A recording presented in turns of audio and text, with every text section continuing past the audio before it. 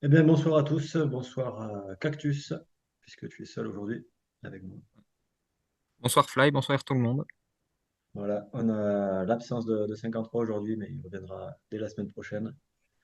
Ben allez, on est parti. Programme chargé aujourd'hui. Donc, on va commencer, et même je vais commencer, par le Grote Price CHV Beveren. Donc, une course qui se disputait dimanche, pas de bêtises, en Belgique. Donc, qui était une course relativement plate de 140 km. Et ben, comme la plupart des courses dans ce cas-là, elle s'est jouée au sprint. Et on a eu droit à un doublé à la formation Phoenix de Koenigs développement, avec la victoire de Finn Van Heinde devant Anna van der Herden et une troisième place pour Phoebe Pop de la Proximus Cyclist City. Donc voilà, petit sprint, j'ai pas vu la course, donc je sais pas exactement s'il y avait eu des échappées ou autre. Mais voilà pour le résultat. Quelque chose à ajouter, Cactus, sur cette Non, eh course? ben, on va pouvoir passer au gros morceau de cet épisode. Voilà, tu vas parler un petit peu plus du Giro, du Giro C'est d'Italie. ça. Donc on avait parlé des deux premières étapes dans l'épisode précédent. Donc victoire d'Elisa Longo Borghini sur le chrono et de Chiara Conzoni au sprint. Troisième étape, on avait un profil un peu plus difficile qui a vu une victoire de Niamh Fisher-Black, donc devant Lotte Kopecky, Juliette Labousse et Elisa Longo Borghini. Le lendemain, victoire d'une baroudeuse, donc Clara Raymond de IF, qui a fait une longue échappée qui lui a permis de prendre le maillot Azzurro, donc de meilleur grimpeur. Quelques-unes des coureurs qu'on pouvait suivre, comme Cécilie Uttrup-Ludwig, ont anticipé dans le final et ont repris quelques secondes. À noter que Cédric Kerbaol n'a pas terminé cette étape et que Juliette Labousse a eu une pénalité pour ravitaillement irrégulier, donc trop tardif, de 20 secondes, dont on reparlera un peu, malheureusement. Le lendemain, étape plus simple, victoire au sprint pour Lotte Kopecky, donc qui s'impose devant Chiara Consoni et Arleni Sierra. À noter qu'une des favorites pour ce profil, Elisa Balsamo, n'a pas terminé l'étape. Julie Bégaud et Fem Van Empel ont aussi quitté la course sur cette cinquième étape. Le lendemain, victoire de Liane Lippert, donc là aussi un petit groupe qui avait pris de l'avance, donc Lippert avec Ruth Edwards et Erika Magnaldi, et les favorites, donc notamment Longo Borghini et Kopecky, terminent juste après à 21 secondes. Le lendemain, c'est l'étape Rennes, donc l'étape du blocos, dont on vous avait bien, enfin, vous avez bien vendu comme étant la grande étape de montagne de ce Giro, voire peut-être de cette année, même si ça va se jouer avec l'Alpe d'Huez au niveau Ah, c'est difficulté. l'Alpe. Voilà, donc le blocos qui a vu la victoire de Neve Bradbury, donc on a déjà vu remuante au Tour de Suisse notamment, où elle s'était imposée avec Katarzyna Niewiadoma. Donc là, elle est allée chercher la victoire d'étape et le podium du général, ainsi que le maillot blanc de meilleur jeune. Et on a vu Lotte Kopecky tenir le rythme d'Elisa Longo-Borghini pendant toute la montée jusqu'à la battre au sprint, donc pour la deuxième place, et récupérer 2 secondes de bonification, donc 6 secondes de bonification pour Kopecky, 4 pour Longo-Borghini, donc 2 secondes d'écart. Ce qui fait qu'à ce moment-là, on se retrouvait avec 1 seconde d'écart entre les deux au classement général. Et une dernière étape accidentée, mais qui semblait plutôt être à l'avantage de Kopecky. Donc, il suffisait que la Belge prenne des bonifs pour remporter ce Giro, en quelque sorte. Et donc, on a eu un scénario un peu assez prévisible le lendemain avec SD Works qui a essayé de contrôler la course pour Kopecky. Mais manque de personnel, il y a eu des abandons et Niamh Fisher-Black a pas pu tenir tout le long. Et donc, il y a un trio qui est finalement sorti avec Ruth Edwards, qu'on avait déjà vu à l'avance sur le Giro, et deux championnes nationales, donc Franziska Kor, championne d'Allemagne pour DSM, et Kim Lecourt, qui est sortie un peu à contretemps, mais qui a pu revenir sur le groupe, donc la championne de l'île Maurice. Et c'est justement celle-ci qui a réglé le trio au sprint, donc qui est évidemment une victoire historique pour le cyclisme de l'île Maurice. Donc, première victoire, je veux dire, peut-être première victoire hors championnat, en tout cas première victoire World Tour et première victoire sur un grand tour. Et derrière, c'est Elisa Longo Borghini qui a réglé le peloton des favorites, où ne figurait plus vraiment Lotte Kopecky, qui termine 20 secondes plus tard, donc qui n'a pas pu de toute façon renverser ce Giro. Au général, c'est donc l'Italienne qui s'impose. Il me semble que c'est la première fois depuis 18 ans, mais je ne suis pas sûr exactement. En Il a dit tout cas, c'est la 13. première fois depuis un moment que c'est une Italienne qui remporte ce Giro. Il me semblait 13 ans, mais si tu dis 18, c'est peut-être. 13. Bon, 13 ans, c'était pas la Ça se pénalité non ressemble, le plus. 8 et le 3. Ouais. Je finis, puis je vais vérifier juste après. Donc, victoire de Longo Borghini qui a gardé le rose toute la course, donc pris sur le chrono et défendu jusqu'au bout devant le Tokopeki. Neve Bradbury prend donc la troisième place devant Paulina Royackers et Juliette Labousse qui termine à 10 secondes de la quatrième place. Donc, sans cette pénalité, elle aurait été sans doute quatrième, malheureusement. Ouais. Et pour les coureurs qu'on avait, qui sont nos chouchoutes, on va dire, dont on a déjà parlé dans les épisodes. Donc là, en l'occurrence, trois qui ont été pour des focus parce qu'on n'avait pas de coureurs dont tu as parlé qui étaient engagés sur le Giro. Mais donc, course Casigard termine à une belle 12e place. Kim Lecourt, 18e, elle était bien placée au général. Elle avait un gros coup de chaud dans le blocos, il me semble. Mais elle s'est bien ressaisie le lendemain quand même. Et Giada Borghesi n'a pas terminé la course, blessure au bras. Oui, effectivement, tu parles d'un coup de chaud pour Kim, mais c'est vrai qu'il y a ouais, notamment l'autre Kim, Kim Kazu, qui a eu un coup de chaud aussi et qui était, voilà, qui aurait pu jouer quelque chose au général et qui a vraiment pris chaud et qui ne finit pas la course, justement.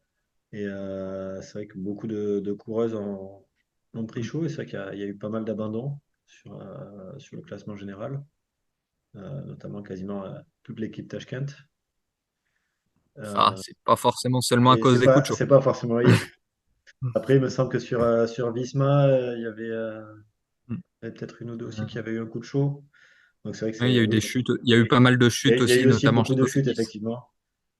Mais ouais, c'est vrai que c'est course au mois de juillet. Et puis voilà, avec la chaleur qu'il y a, ça fait mal aux organismes. Et forcément, certaines ne tiennent pas le coup.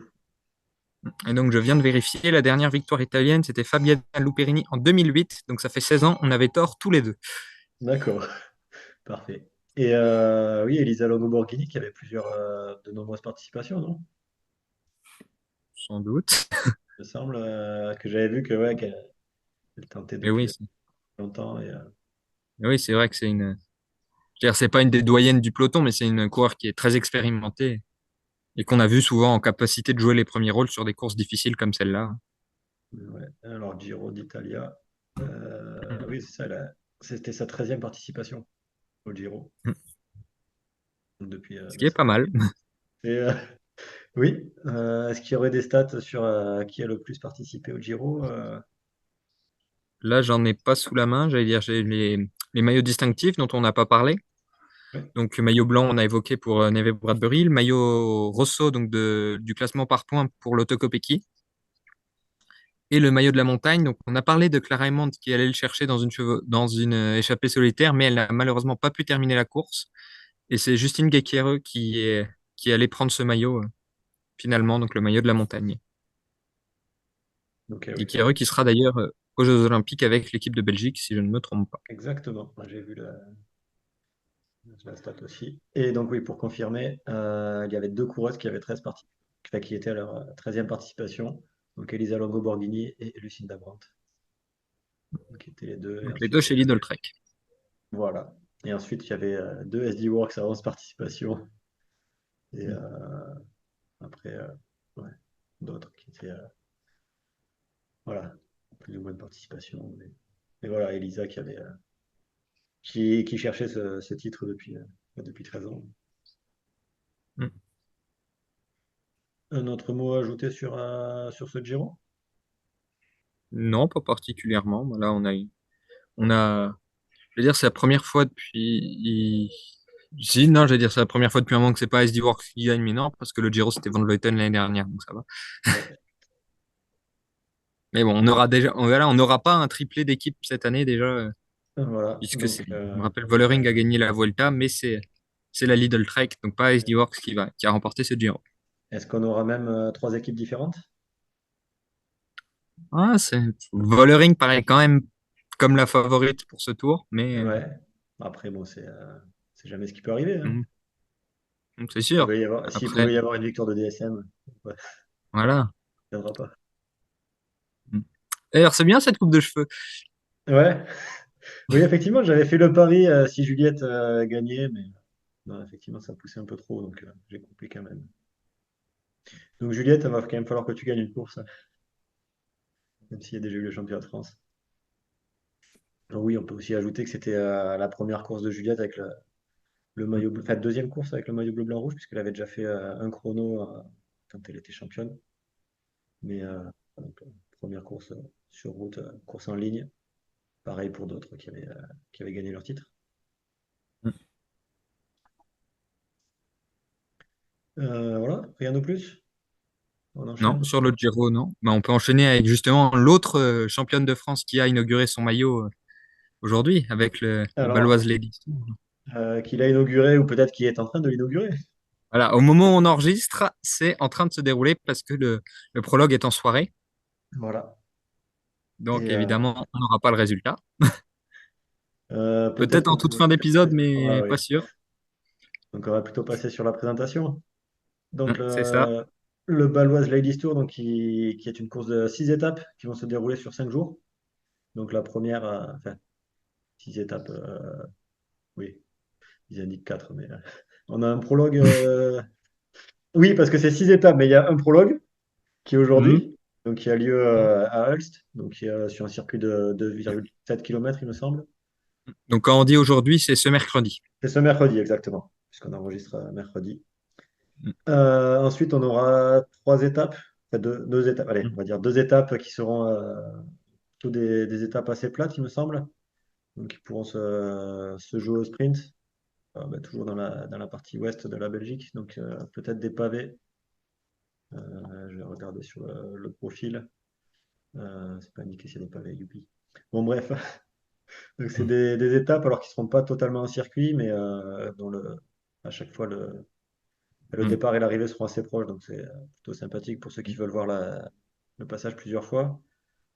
Mhm. Donc demain jeudi, une étape de 114 km qui a un final un peu montant, mais qui devrait être, bah, Mhm. qui n'est pas montagneux, hein, ça reste la Belgique. Oui, Ensuite, on va oui, avoir voilà, c'est un gros faux plat, quoi. voilà, l'étape suivante à Zulte, qui sera aussi une étape de 130 km environ, et qui devrait se terminer au sprint aussi. Et ensuite, samedi, on aura 2 demi-étapes. Donc, puisque bon, voilà, pour le fun, c'est toujours plus sympa d'avoir 2 demi-étapes. Et aussi pour celles qui veulent s'entraîner pour le Tour de France, où il y aura aussi une journée avec deux demi-étapes. Donc là, C'est pas ce sera l'inverse sur le tour? C'est pas le chrono euh, temps sur le tour? sur le tournoi, il me semble que le chrono est l'après-midi. Je sais, pour le coup, je sais plus. Il me semble. J'ai- Oui, si. euh, Oui, parce que c'est Dordrecht Rotterdam. Donc l'arrivée à Rotterdam et après il y a le chrono ah oui. Rotterdam-Rotterdam. Faut suivre les previews, hein.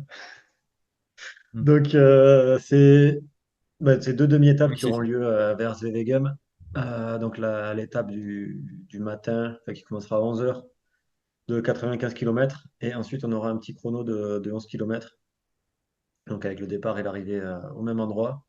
Donc voilà, pour ceux qui sont dans le coin, n'hésitez pas à y faire un tour. Vous risquez de m'y croiser en plus. Ce sera bonne chance ou Il y bonne a chance. Sarah de Roy aussi qui a Et dit qu'elle voilà, était sur le week-end, il me semble. elle y sera sur l'étape de dimanche. C'est ce qu'elle m'a dit. Le dimanche. Donc, Ouais. on va continuer la preview au dimanche, qui sera aussi Décidément. une étape. Alors là, ce sera une étape en circuit. Donc, il me semble qu'il y a 6 tours. Je dis pas de bêtises. Et alors, par contre, ça risque d'être un peu compliqué de couper, puisque au milieu, il y a un canal. Donc, ça risque d'être compliqué pour les encouragements, pour ceux qui veulent voir 2 fois, mais je pense que ça sera quand même jouable. Faut y aller Donc, sur le canal en pirogue ou quelque chose comme non, ça. parce que non, faudra juste chanter depuis l'autre côté du canal, hein, pour ceux qui chantent au passage des coureuses. Donc voilà, donc ça restera bah, une étape qui risque de se jouer au sprint après avoir s'il y a. Je pense pas qu'il y aurait beaucoup de cassures, mais c'est souvent nerveux sur ces courses-là et assez souvent des chutes qui peuvent scinder le peloton. Donc voilà, donc il y a grosso modo 4 étapes promises aux sprinteuses. Donc où on aura une confrontation entre Lorena Vibes et Charlotte Cole, qui, euh, bah, qui risque d'être intéressant à suivre pour voir laquelle des deux réussira à dominer l'autre. Et ensuite, on aura donc deux chronos, donc le prologue de 2,7 km et le chrono de 11 km en deuxième partie de journée samedi, où là, ça sera plus une rouleuse qui pourra l'emporter. Alors sur le prologue, Voilà. peut-être pas forcément une rouleuse, mais puisqu'il me semble que Lorena Vibes Ah a bah, fait un très l'esprit, bon bah, tirage. j'allais dire, bon, voilà, des V-Bus ou des calls, elles ont déjà fait des résultats sur des prologues. Oui, bah d'ailleurs, non, je ne vais pas dire de bêtises parce qu'il me semble que c'est pas ça. Ou quoique si, sur le contre-la-montre de CIMAC l'an dernier ou l'année d'avant, l'an dernier même, c'était pas Charlotte Cole qui avait gagné? Je sais pas, là, je regarde justement sur le Baloise Ladies Tour l'année dernière. En tout cas, on a un prologue qui était de 2,6 km qui est gagné par Charlotte Cole. Ouais. Donc Et là, après, sur cette course-là, ouais, je vais aller regarder le résultat du CIMAC l'an dernier. mm, oui, Elle je veux avait dire, on a gagné. parlé donc de Ouais, Cole et Vibus Elle, pour les si, elle avait, sprints. elle avait gagné le prologue, Charlotte. Mm, Elle avait gagné le prologue du CIMAC. Donc voilà, ça reste aussi une mm, belle performance. c'est ça. On peut citer aussi Daria Picouli comme troisième femme, du coup, pour les Oui, sprints. effectivement. Et côté française, on va avoir Églantine Raillet pour la DSM. Audrey Cornorago, comme tu l'as évoqué tout à l'heure, pour Human, qui va donc représenter avec son maillot bleu-blanc-rouge. Mm, On aura du côté de chez AG Next J l'équipe U23, Margot Marasco. mm, Et pour l'équipe Proximus, Adèle Hurtelou. Et il me semble que c'est tout, qu'il n'y aura que 4 Françaises au départ. Donc, voilà. Et, pour le mm, sprint, peut-être plus compliqué, mais mm. Ouais. Et ce qui peut expliquer aussi cette faible proportion de coureurs françaises, c'est que ce week-end, on a un diptyque, donc la Périgord Ladies et la Picto Charentaise. Donc d'abord la Périgord Ladies, qui est donc la course de samedi, qui est une course classée point 2, mais qui a un beau palmarès quand même. On a Coralie Demey sur la première en 2019, Sheila Gutiérrez ensuite, Marta Bastianelli il y a 3 ans, Grace Brown il y a 2 ans et Amber Crack l'année dernière. Cette année, on est sur une course de 110 km, donc dans le Périgord, avec une arrivée près de Périgueux, justement. On a un circuit final de 3 tours qui contient une petite côte, donc de 1700 mètres à presque 7% de moyenne, donc qui pourrait être une belle rampe de lancement. Et on a eu sur ces dernières années soit des sprints en petit comité, soit même une victoire en solitaire pour un Amber Crack. Donc au départ, alors on a 3 World Teams. Amber Crack, elle était dans un petit groupe de 3 qui s'était détaché à un ou deux tours de l'arrivée. Mais oui, pareil, c'était Ah, un petit groupe quand même. c'était en sprint aussi? Enfin, il me semble qu'elle a fini toute seule, mais il y Ouais. avait eu un Oui, groupe voilà. qui était Oui, sorti. voilà, Elle était sortie dans enfin, la quand je dernière dis descente. finir seul. Hmm. Ouais. Donc au départ, 3 World Teams, donc FDJ Suez, Roland et AG Insurance, et 16 contis, dont les françaises, donc Cofidis, Arkea, Saint-Michel, Komugi et Winspace. Aussi Siniska, Laboral Kucha, Volker Wessels, le Centre mondial du cyclisme, et aussi 5 équipes amateurs françaises. Mais j'ai pas encore la start list prévue. Et donc, on enchaîne dimanche avec la Picto Charentaise, donc qui était aussi classée en point 2 et qui va cette année être classée en point 1, donc échelon supérieur, et où c'est Gladys Verhulst, donc qui est la vainqueur en 2019 et la tenante du titre, donc vainqueur en 2023. On avait entre-temps eu Martha Lahr et Marie Lenette pour jouer la gagne. Donc là, on est sur une course de 127 km entre Poitiers et Châtellerault, avec là aussi un circuit final de 3 tours avec une côte plus courte, 800 mètres, et un peu moins difficile, 5% de moyenne, donc qui sera usante, mais peut-être pas assez dure pour faire une vraie différence comme ça pourrait être le cas sur la Périgord. Et donc au niveau des équipes, on a les 3 mêmes World Tour, donc FDJ, Roland, AG Insurance. On a les 5 contis françaises, donc Cofidis, Arkea, Saint-Michel, Komugi, Winspace, et d'autres contis comme Siniska, Volker Wessels, le Centre mondial du cyclisme, et 8 équipes amateurs françaises. Et là, il y a la start list justement qui est sortie tout récemment, donc je vais pouvoir donner quelques noms. Oui, On a évidemment la tenante du titre qui est prévue, donc Gladys Verhulst, avec Lorraine également, côté FDJ, qui peut t'intéresser, oui, qui est prévue. évidemment. Évidemment, moi, Lorraine, ça m'a. Donc côté Movistar, on a Emma Norsgaard pour un sprint, par exemple. Olivia Baril également, chez la Gutiérrez pour nos chouchoutes. Côté Ceratizit, on a Laura Asensio qui est prévue, Nina Berton, Martha Lahr, là encore. Côté Roland, ce sera sûrement Maggie Collas-Lister, la sprinter, donc, qui a fait quelques belles places cette année. Qu'est-ce qu'on a d'autre? On a côté Arkea, donc l'équipe avec Emilia Faline et Marie-Morgane Le Danf sans doute pour le sprint. Et Michael Collier et Maëva Squiban au cas où c'est un peu plus difficile, je pense. Cofidis, on a Sarah Roy qui a gagné déjà cette saison avec l'équipe. Et peut-être Nicolas Noskova, pareil, si ça devient plus difficile, à voir dans quel état elle est après son abandon sur le Giro. Côté Winspace, pas de grosse surprise. Komugi, pareil. Saint-Michel, ben, on a une équipe plutôt tournée vers l'offensive, donc on n'a plus vraiment de sprinters, Après, en même temps, oui, chez Saint-Michel, il y a pas comme énormément Roxane de points Fournier non a plus, dû hein. arrêter Voilà, avec l'arrêt de Roxane. prématurément. Et on Et a donc Marion Bunel, Victorie Gilman, Célia Lemoel, Dilexine Mirmont, etc. Donc de quoi faire une belle course. Et parmi les autres, on a Majo, donc Marjolaine Van Tegeloff pour Hess.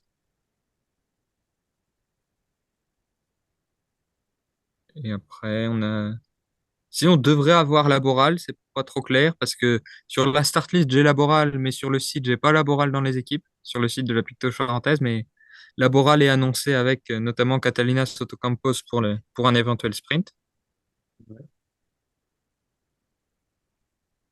il n'y aura pas Et la championne de France. Championne de France amateur, Sarah Pop. elle est dans quelle équipe? Chez Lady Matic, qui n'est pas là, a priori, si je lis bien. Ah, si l'équipe est pas là, ça va être compliqué. Voilà, oui, non, elle avait dit ça, qu'elle n'y était pas. Par contre, il y a la championne de France de cyclocross qui est prévue, Hélène Clausel, Oui, pour, pour 3. ok, oui, pour ajouter un petit peu sur ces courses-là, les années précédentes, enfin, les deux courses étaient prévues sur le mois d'août et elles ont été décalées sur le mois de juillet en raison du Tour de France qui, lui, a été repoussé au mois d'août et donc voilà, pour éviter le conflit. Parce que oui, je vais dire, c'est des courses qui ont une organisation commune avec les équivalents masculins, donc Tour Poitou-Charentes, enfin Tour du Limousin et Tour Poitou-Charentes, il me semble, qui se tiennent justement à ces dates au mois d'août, donc ils sont un peu plus Oui, en c'est pas équivalence, on exactement va en même dire. date. Ouais. Oui, il me semble qu'il y en a une qui est la semaine après, mais oui, du Mm. coup, ça sera plus décalé.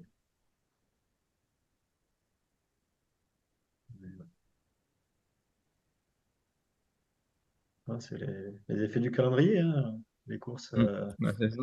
qui se déplacent. C'est pas les seules courses à être chamboulées, que ce soit avec le Tour, avec les Jeux, etc. Voilà, oui. Et bon, après, on dit il vaut mieux que ça soit décalé et que voilà, il y ait ça plutôt que d'avoir des annulations. C'est sûr. On va pouvoir enchaîner directement avec les actus, s'il n'y a pas d'autres. C'est ça. Et c'est vrai que dans Et les ben actus, justement, il y on peut a... commencer avec une page JO. Ah, j'allais dire page d'annulation, puisque on était dans le sujet. Ah bah comme tu veux, bah vas-y. Et puis on reprendra les JO Euh, après. avec justement l'annulation pour la saison prochaine et les années suivantes du Ronde van Drenthe et du Drentse Hart, qui Mm. sont avec course World Tour et course 1 ou point 2, je sais plus, qui se déroulent en début de saison. Et voilà, faute ouais, problème de budget et aussi la complexité aux Pays-Bas d'organiser des courses. Les deux ont dû mettre la clé sous la porte et voilà, n'organiseront pas la course l'année prochaine. Donc ça avait déjà été Mm. compliqué un petit peu cette année et voilà, ça sera... Oui, la course masculine avait été annulée justement cette année, il me En semble. fait, ouais. Alors les années précédentes, il y avait le Drentse qui était le vendredi et le Ronde van Drenthe le samedi pour les femmes et le dimanche, il y avait course hommes et cyclosportif, je crois. Mm, Et donc cette année, ils ont pu organiser que les courses féminines. Donc ils ont tenu quand même à organiser les deux courses féminines et donc ils ont mm, décalé, au lieu d'avoir vendredi, samedi, ils ont organisé sur samedi, dimanche.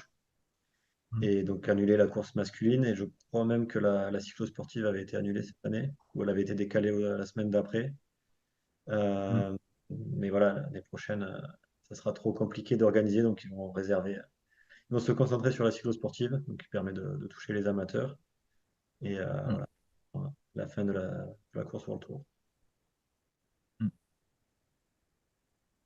Ouais, c'est dommage, mais ça libère aussi potentiellement une place dans le calendrier Ça a libéré, oui, pour une place pour j'allais le dire, tournoi. le projet tant évoqué de Milan-San Remo féminin. Voilà, Milan-San Remo féminin qui était en projet depuis 5 ans. Bah, j'allais dire, c'est pas la semaine entre l'Estrade et Binda, justement? Non, normalement, c'était la veille de Binda. Enfin, chez les hommes, il me semble que chez les hommes, c'est la veille de Binda. Attends. Et Là, attends. ça sera. Voilà, après, c'est vrai que s'il peut y avoir aussi une Ouais. harmonisation un petit peu du calendrier et voilà, avoir les trois courses en Italie qui s'enchaînent sur 2 week-ends, c'est vrai que ça serait quand Ouais. même plutôt, ouais, voilà, vraiment mieux pour les équipes. Pour, voilà, laisser tout le monde là-bas et avoir que ce soit coureuse et staff, ne pas avoir à se déplacer, à faire un coup en Belgique, un coup en Italie, un coup en Belgique. Donc voilà, on verra bien comment sera le calendrier l'année prochaine.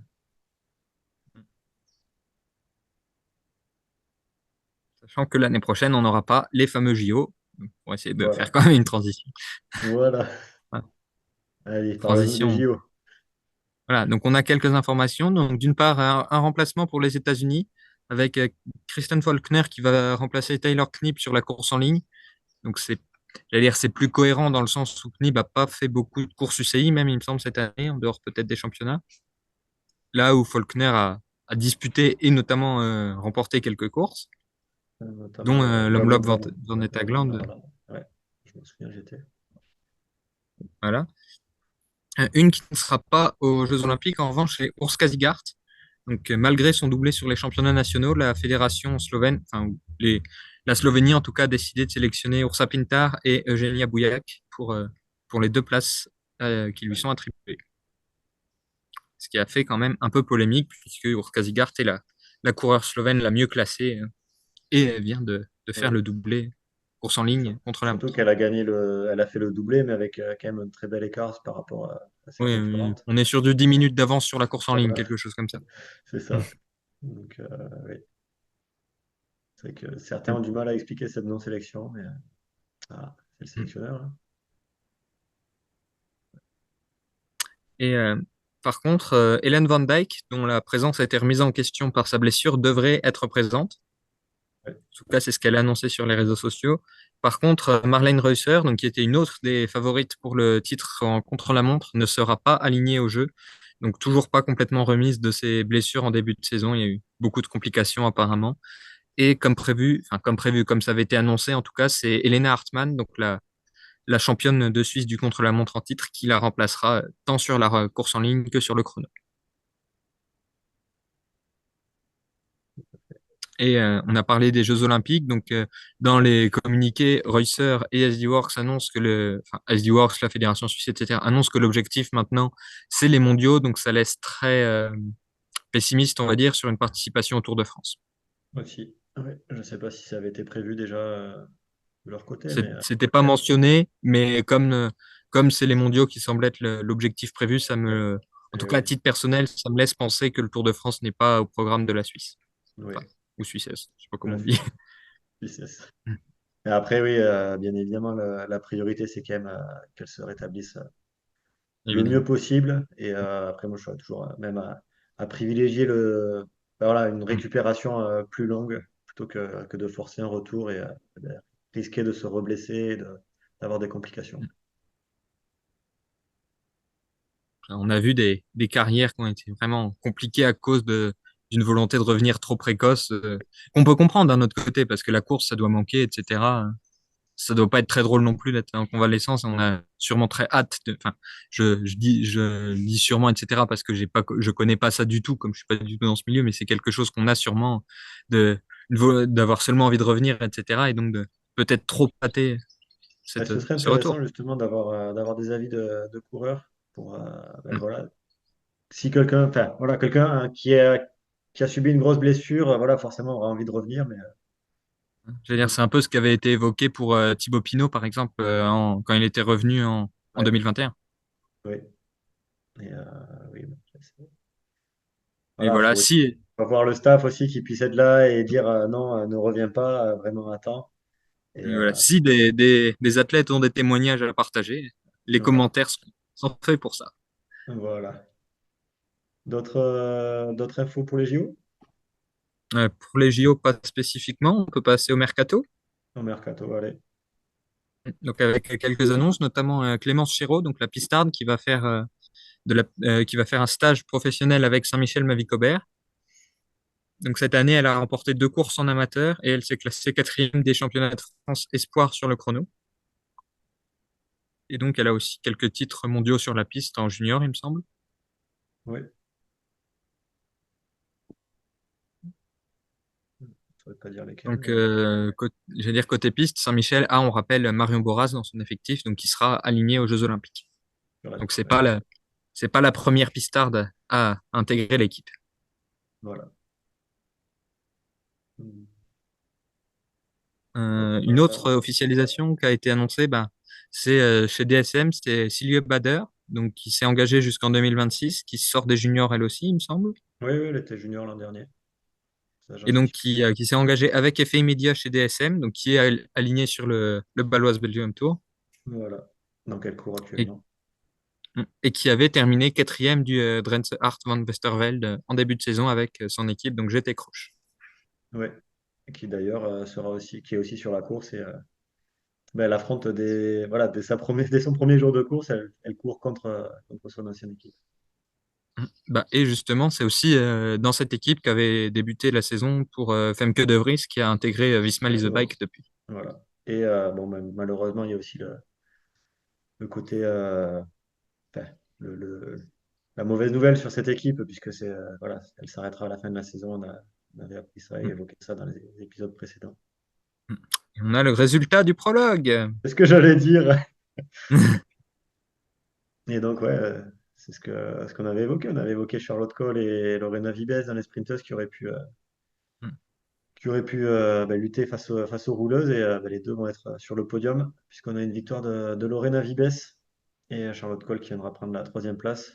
Donc, deuxième, on retrouve Finn Van Hinde pour la Phoenix de Koenig. Donc, on a évoqué un peu plus tôt dans le podcast. Voilà. Donc, ben voilà. Donc, 5 secondes d'avance hein, tout de même pour Lorena devant Mm. Finn et Charlotte et Pfeiffer Georgie qui sont toutes les trois dans le même temps à 5 secondes. Donc voilà, après, si ça reste, oui, Lorena Vibes peut être quand même une grosse chance de victoire finale si elle Mm. prend les sprints et les bonifications qui vont avec. Donc, à voir. Et pour revenir donc sur le mercato, on a aussi donc pas officiel on n'est pas encore à l'ouverture du mercato, il me semble, mais Niamh Fisher Black, donc on a vu s'imposer sur le Giro et terminer dixième au général, devrait signer pour 2 saisons avec Lidl Trek. Donc, on refera un point plus complet sur le mercato début août quand ça s'ouvrira et qu'on aura les premières officialisations. Effectivement. Donc, de toute façon, oui, tant qu'il n'y a pas d'officialisation, on ne peut pas non plus Mm. donner des rumeurs comme ça. On avait évoqué Alison Avoine chez IF, mais c'est tout. Mm. D'autres infos actu ou On a autres? une actu qui a été donnée hier par l'UCI, donc qui est la suspension pour 3 mois de Gert Vervoort, donc le directeur sportif chez Proximus Cyclist, donc pour allégation de comportements inappropriés de nature psychologique et sexuelle. Donc l'UCI enfin, est en train de mener une enquête et il a été suspendu. On dirait à titre conservatoire. Enfin, il a été suspendu Oui, au moins voilà. le temps de la durée de cette enquête. Oui. Et alors, c'est vrai qu'il y a aussi le ATCA, l'organisme, enfin, le syndicat des coureuses, Mm. qui avait demandé ça, que, il me semble que sur les années précédentes et sur les précédents cas, pendant la période d'enquête, il n'y avait pas de suspension. Donc, Il me semble que c'est pour ça que ça a été enfin, particulièrement noté justement pour ce cas ouais, spécifique, c'est que c'est une initiative, on va dire. voilà. Et donc, le temps de l'enquête, il sera loin des coureuses. Bon, mais on va continuer avec un petit focus de cactus. C'est ça, donc on va parler. Je pense que je vais faire ça à chaque fois, de donner quelques infos pour voir Il y en a une suivi? proposition de votre part, et puis à chaque fois vous dire non, vous vous trompez. Vas-y, on va voir. Donc Si, on va parler du coureur qui a fait le Giro il y en a pas avec mal. un maillot de championne nationale qu'elle a eu pour la première fois? Euh, alors, il y a Kim, on pourrait en parler, mais Ouais, ouais, je l'ai déjà faite. oui, voilà, tu l'as déjà faite et c'était pas la première fois d'ailleurs qu'elle avait son maillot. Ah, championne nationale, je suis pas sûr. Elle avait les Euh, liserés avant. ah oui, si, pardon. Donc, oui, c'est Note. sûr. Si, oui. Je, Il y croyais a je me Juliette. rappelais du coup. Quoi?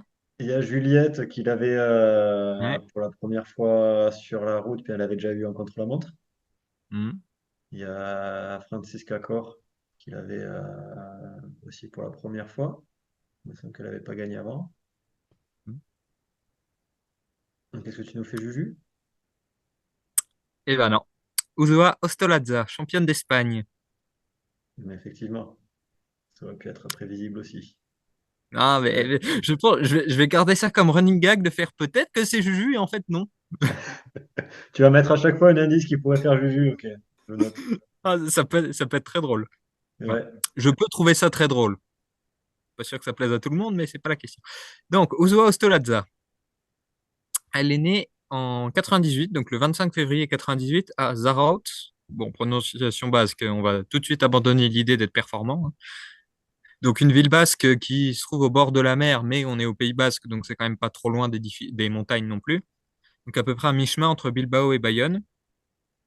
Donc, elle a une formation de physiothérapeute et elle est venue assez tard au vélo professionnel, donc à 23 ans. Elle a rejoint Laboral Cucha en 2021 et elle est dans l'équipe depuis. Donc cette année-là, donc en 2021, elle a disputé quelques courses en Espagne, donc courses pro et courses amateurs, en terminant notamment 15e des championnats d'Espagne et 12e du chrono, donc ce qui est pas mauvais pour une première année. Aussi, également 8e de la Vuelta a Catalonia, qui était encore amateur à cette période.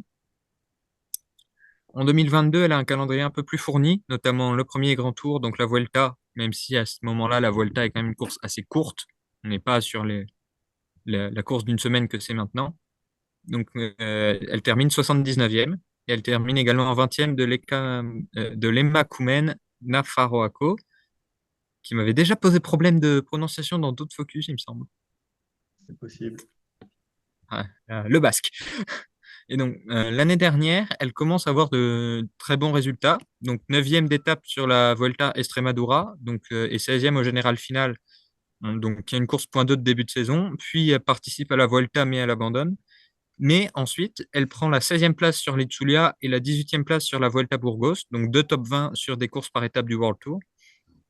Et une 10e place sur le GP Ciudad de Eibar, malgré une chute. En juin 2023, elle remporte deux courses amateurs, donc le Trofeo Femenino del Ayuntamiento de Estella et le Trofeo Residencia Santa Ana de Abanilla. Et Des bons elle chronos, ouais. dispute entre ces deux courses le Tour des Pyrénées, où elle termine 18e et 14e sur l'étape d'Otakam, juste devant une certaine Eva Van Aert. Je ne sais pas si tu connais. Je connais, oui. Donc, elle dispute ensuite les championnats d'Espagne, où elle termine 6e. Et elle finit la saison notamment avec le Tour de l'Ardèche, où elle termine 15e, puis sur le Grand Prix de Wallonie, où elle prend une belle 6e place. Elle est également sélectionnée pour les championnats d'Europe qu'elle ne termine pas donc au Vanberg. Et c'est vraiment cette saison qu'elle s'est mise en valeur, on va dire. Donc elle a repris en Espagne avec deux des Troféos de Majorque et dire la première des Classiques Almeria, parce qu'il y en a deux qui ont plus ou moins le même nom, mais qui se passent pas en même temps, évidemment. Et elle a ensuite disputé l'UAE Tour, où elle a pris une 22e place donc sur l'étape Rennes, l'étape de Jebel Afet, et cette même place au général. Puis sur l'autre Classica de Almeria, donc celle qui se passe après l'UAE Tour, elle prend la 13e place. 19e de la Volta Extremadura ensuite. Elle participe au Trofeo Binda, mais ne finit pas la course. Elle est ensuite au Grand Prix de Chambéry, qu'elle termine à la 22e place. Puis, elle dispute la Flèche Wallonne Liège-Bastogne-Liège, où elle finit, mais autour de la 60e place, donc notamment en coéquipière pour Anne Sant-Esteban. Elle est malade au moment de la Vuelta et elle ne participe pas, donc comme Sant-Esteban justement, et elle reprend avec la Nafarroa Elite Classique, donc qu'elle termine à la 25e place. Elle dispute ensuite l'Itzulia, donc toujours en équipière de Sant-Esteban et elle termine 34e. Puis la Vuelta à Burgos, donc elle finit 29e, mais parce qu'elle a perdu du temps sur les premières étapes, parce que sur les étapes difficiles, elle est 13e et 12e, donc elle avait, j'allais dire, elle avait les jambes pour le top 15 à peu près, on va dire. ensuite, elle dispute le Grand Prix Ciudad de Eibar, qu'elle termine à la deuxième place, juste derrière sa coéquipière Urani Blanco. Donc où elle finit la course en en boulet de canon, donc au sommet d'Arate. Et Mais elle a raté la la victoire. Volta quoi? Mais elle a raté la victoire. Ah, mais c'est la coéquipière, ça va. Oui. Et ensuite, la Volta Andalusia, où elle est la deuxième hors Liv Alula Jayco. Donc, on rappelle, la Volta Andalusia, c'est là où on a eu presque tous les jours des triplés de l'équipe australienne, donc avec le triomphe de Magie Garcia. Elle termine cinquième du général. Donc, il me semble que celle qui s'est intercalée, c'est Mi Bianda Lottestadt, mais je suis pas tout à fait sûr. Et en tout cas, elle est la première coureur hors World Tour sur la course. Et sur la lancée, elle dispute le Tour des Pyrénées, où elle s'impose en solitaire sur la deuxième étape au sommet du col d'Aubisque, donc ce qui classe une coureure quand même. Oui. Il n'y en a Et pas elle beaucoup qui remporte ont le gagné classement là-bas. C'est ça. Et donc, elle remporte le classement par points et elle marque entre guillemets l'histoire de l'équipe puisque c'est la première basque à gagner avec ses couleurs et c'est la première fois que l'équipe gagne une course par étape de l'UCI.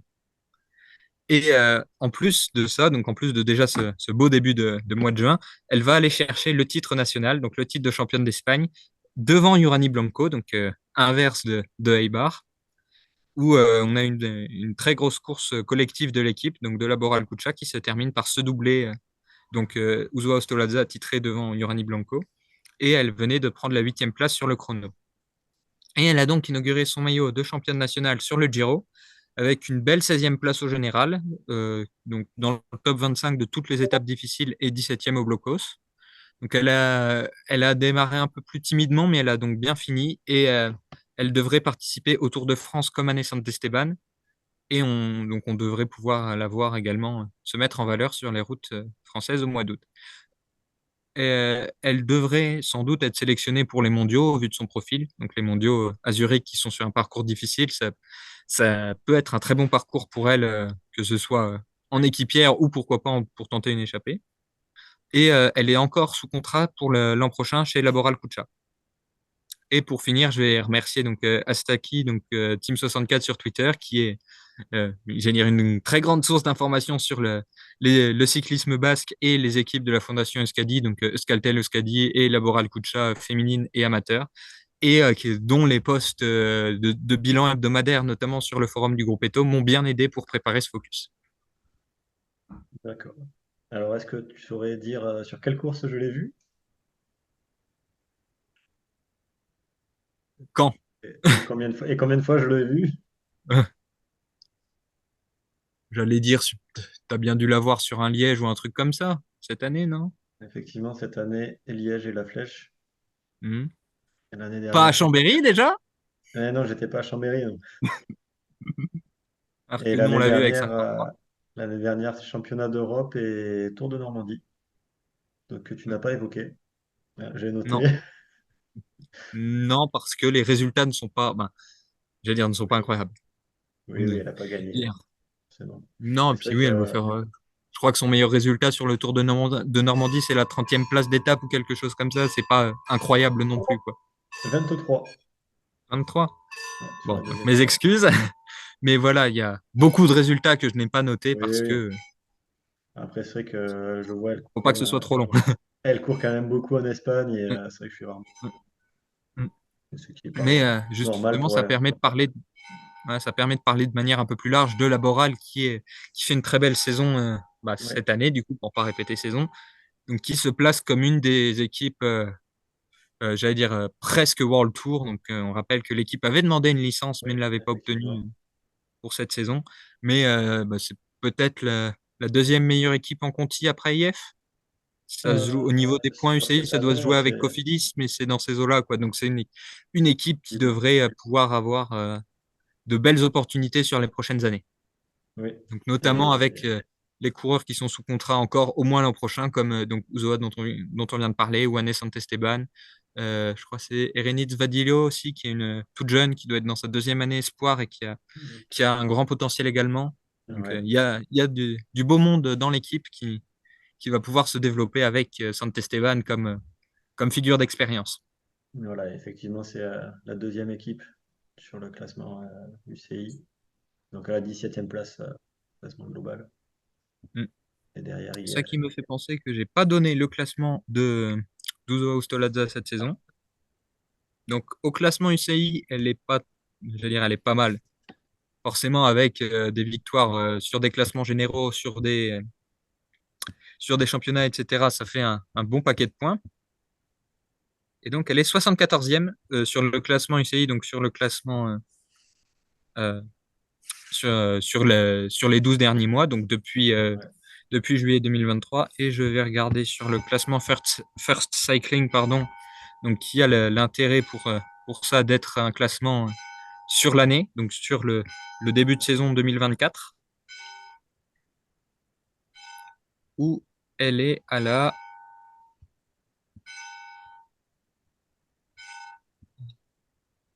50e position. Donc mieux que sur le classement UCI. C'est ça, donc elle, oui, elle a fait une très belle saison 2024 qui n'est pas terminée, loin de là. Oui. Eh bien ok, très bien. Je pense que ça sera une des chouchoutes qu'on va suivre sur les prochains épisodes. Tu nous en parleras aussi à chaque fois Hmm. maintenant. Ah, c'est ça, ça va rejoindre la liste Voilà. des La coureurs liste, qu'on va pouvoir évoquer à chaque fois. voilà, la fameuse chouchoute list qui est Voilà, c'est chouchoute certifié CCC. voilà, voilà. Et donc on va revenir un petit peu sur cette liste de chouchoutes. Vous avez proposé Hmm, sur le Giro un petit jeu, hmm. voilà, de choisir une chouchoute et de l'encourager. Ben, merci à tous ceux qui ont participé. Tu nous fais le petit récap des participants, Cactus? Eh ben, je peux, il faut juste que Ah, je retourne sur les posts où il y a les infos parce que ce sera plus simple. Donc, en plus de nous trois, donc Cactus, Fly et 53, on avait notamment Sar de Roy, donc qui avait choisi évidemment l'autocopéki, L'Autocopéki. Et- surprise générale.